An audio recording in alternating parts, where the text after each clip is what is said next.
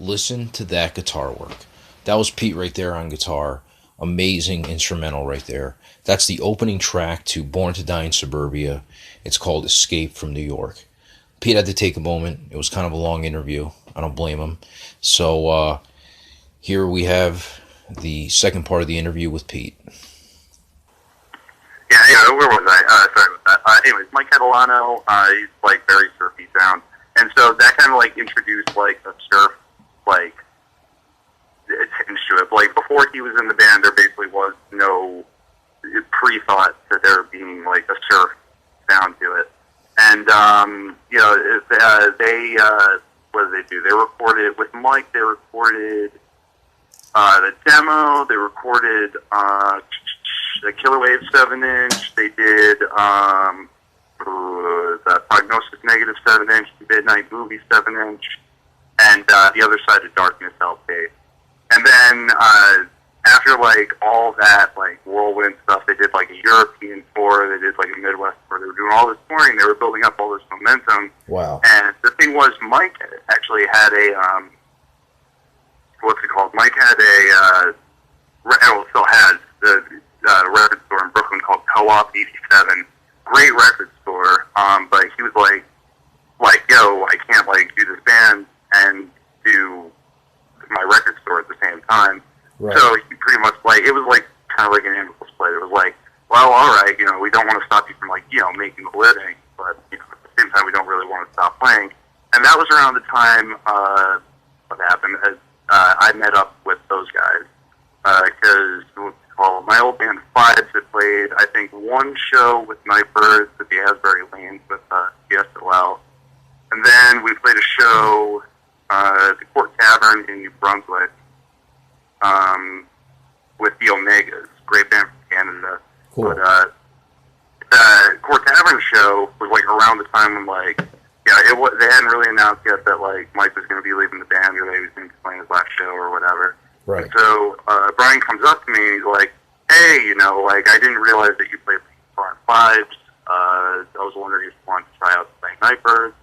And I was thinking like, yeah, that sounds cool, whatever. And then I was like, well, actually, I wasn't that blasé about it. Mike's an amazing guitarist. I remember because I just finished watching them play, and like Mike's whole shtick, he would roll around on the floor and like jump off the stage, and just roll around on the floor and not miss a note, playing like really intricate surf that was like. Right. And I was like, dude, I don't know if you got the right guy. I straight up told him, I was like, I'll try, but I don't think it's gonna be good enough. Right. And but wound up trying out, and it just clicked, and get along with the guys great, and doing all this shit, and now we're getting ready for like a European tour and doing a short tour on the West Coast next month, and pretty sweet. Yeah, man, dude, that's a really awesome story because I actually thought that you actually knew the guys like as friends, so it's pretty cool to know that you actually first started playing shows with them and then tried out,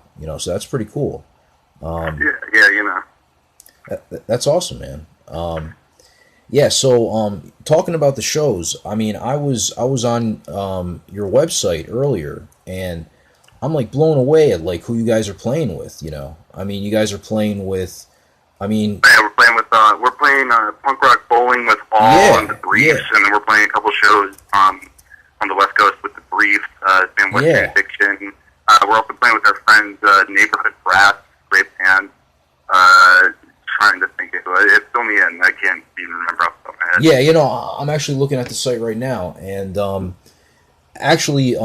it's funny you say punk rock bowling. I couldn't get a chance to go this year, but my roommate Paul, he's actually going. So cool, right on. Yeah. So he'll be checking that out because he was telling me about. I'm looking at the date right now with All in the Briefs, and he was saying how he's so excited to see All, and actually he probably doesn't even know that you guys are playing, so he'd probably be even more happy. So. All right, cool. Yeah. Hey, as long that's what we were kind of excited. Well, I mean, aside from the fact that like Joe is like the biggest like All, like Carl Alvarez is like probably like his biggest like influence in terms of bass playing. Yeah, so he's like doing backflips about it. Oh, but, yeah.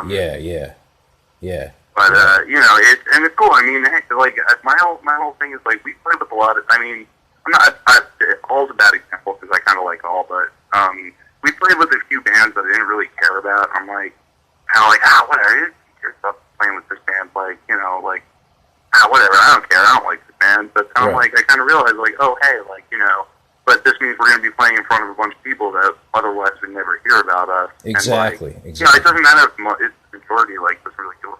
Like, I don't care, whatever. Like, I don't care about that good shit.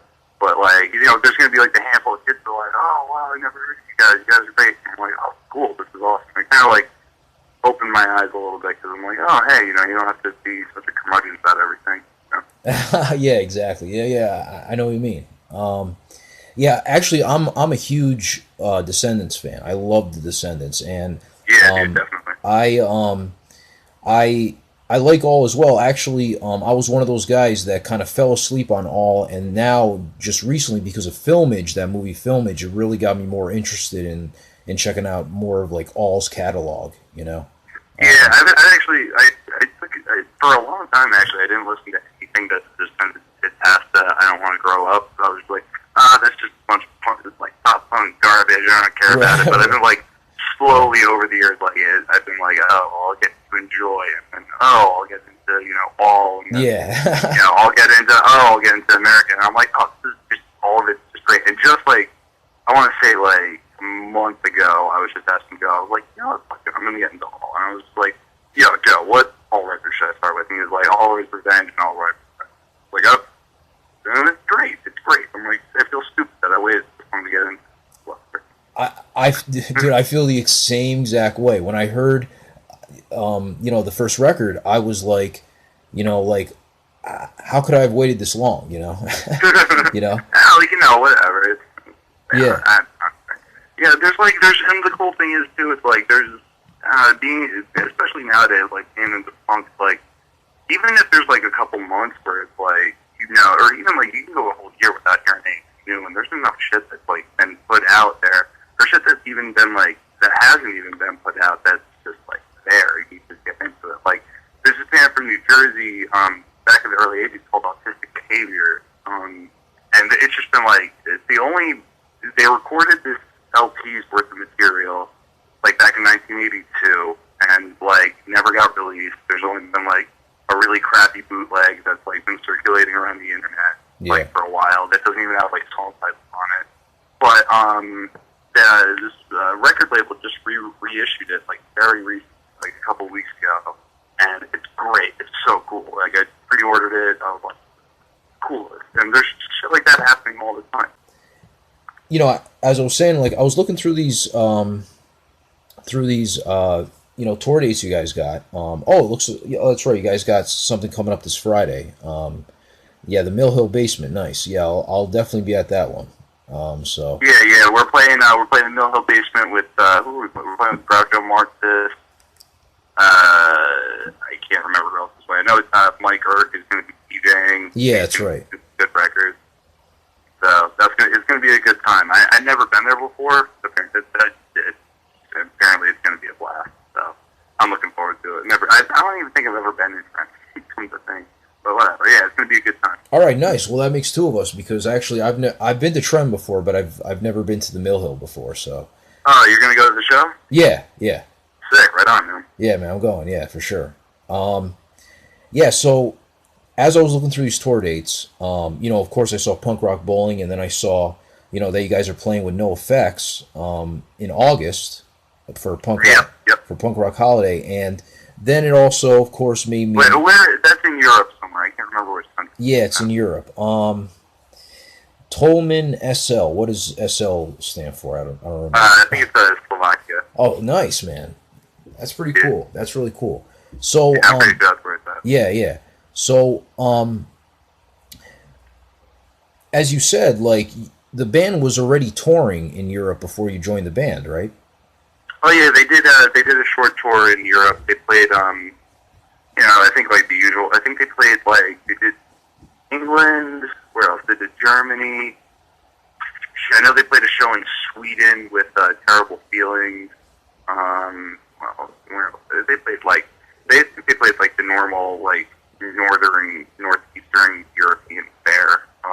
But this time around we're hitting like more like southern and going a little further west than the band did last time. We're doing like we're doing like France. We're hitting England again.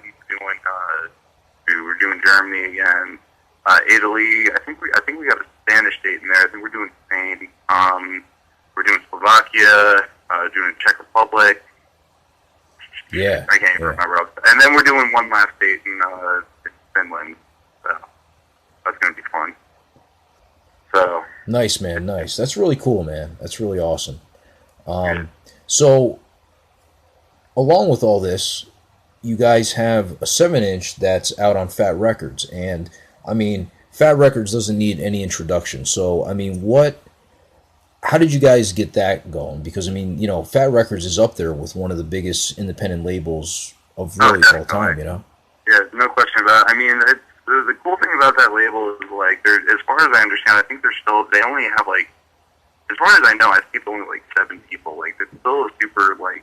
It actually is like an independent record label. It's not like, you know, it's not like some business that's actually like, you know, parading, masquerading. It's like, oh, cool, look at us for like an independent record label, and that's bullshit. Like, they actually are like an actual independent record label. It's just they've been around for so long, and you know, they have like so many great bands on the record label. Like, you know, and it's cool. I mean, it's really cool to be a part of it or whatever. You know. Yeah. Well, how'd you guys get involved with Fat Records? I don't know the specifics, but I think as far as I understand, I think like the story goes that don't quote me on this. I mean, obviously can't report it, but as far as I understand, the story was like Brian was reading an interview with one of the guys who worked at the record label, and the guy was like, oh yeah, like what he was like talking about like what some of his favorite bands that he saw, some stuff that Nightbirds played at. He's like, what were some of your favorite bands stuff? And he was like, oh, Nightbirds. He mentioned Nightbirds, and Brian's like way into like that records and stuff like that, and so he was like, oh, just kind of like as a pipe dream, he was like, oh, wouldn't it be cool if we were on Fat Records? And so, not expecting too much, he just kind of emailed the guy. He was like, hey, we're Nightbirds, here's our press kit, blah blah blah blah blah. Keep in touch. And the guy emailed back. He was like, hey, what's going on? Blah blah blah. Emailed back and forth, and then we got they offered to put out a 7-inch for us, and we're like, yeah, definitely. And we had like. Since I had joined the band in, January 2012, we had kind of been like slowly writing songs for the entire year. Oh, and at the end of it, we had like too many songs to a full LP, which we put out on Great Mistake Records, and we had like these extra like 3 songs left over, and we were like, all right, we'll just take this one song we have about Mick Foley, make it the A side. And put these 3 extra songs as B-sides for 7-inch.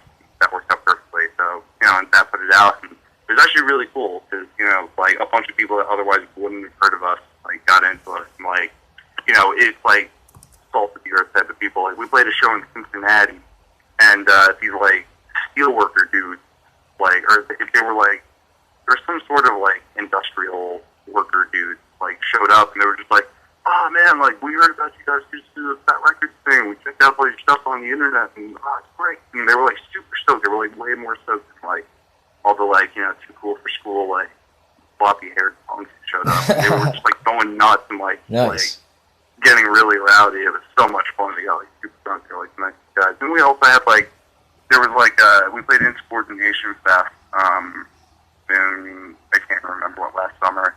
And what happened? There was, like, I wasn't there for it, but somebody in the band told me that, like, a garbage guy came up and was like, hey, like, I'm a garbage man, and, like, we heard you guys, blah, blah, blah, and, like, we like your song Landfill Land, and we sing that all the time, garbage man, and it was just like, dude, that's really awesome, man. That's really awesome.